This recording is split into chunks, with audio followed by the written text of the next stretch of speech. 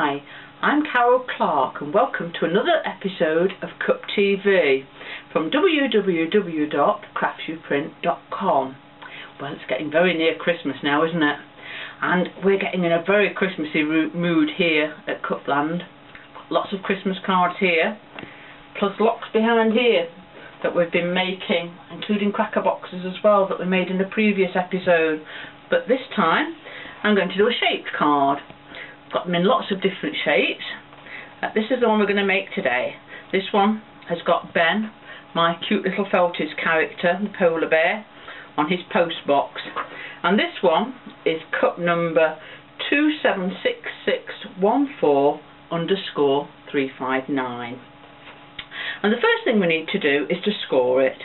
And on this one you've got the scoring lines, the registration marks, sorry, top and bottom. On some of my older designs they haven't got them, but you follow the centre line. And in each case we do exactly the same.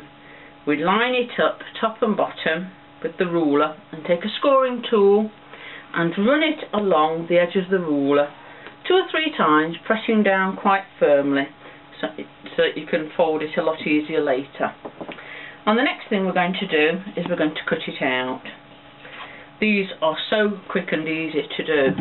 I'm going to cut it, I like to cut it just to the outside of the printed line.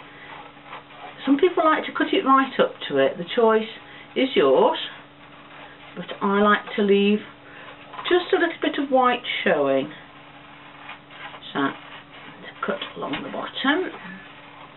Most of these, the shapes are really simple to cut out as well, so it makes it really good for children's crafting too. And we all know that children absolutely love to have a go at crafting, especially if, like we're going to do in a moment, we're going to add glitter to it to finish it off. Anything glittery, and I know my granddaughters just love to get involved. They come here and they say, "Nana, can we do some crafting please?" In fact, my studio where we are now is just about covered in glitter at the moment. In fact, my husband was telling me just before we started I'd even got it on my nose and on my rear end, but we won't go there, eh? Right, we'll get rid of these pieces here, and there we've got it cut out. And I'm going to fold it in half. Ooh, there they go. We'll pick those up in a minute. Fold it in half along the score line we did earlier and give a really good sharp crease with a bone folder. In this case I'm using Crafty Bob's bone folder. They're available on the website. And that just gives a really good professional finish to your card.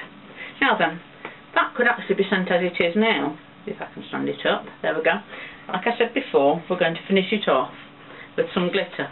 And I've got this glue here, which is really easy to use because you use it like a pen.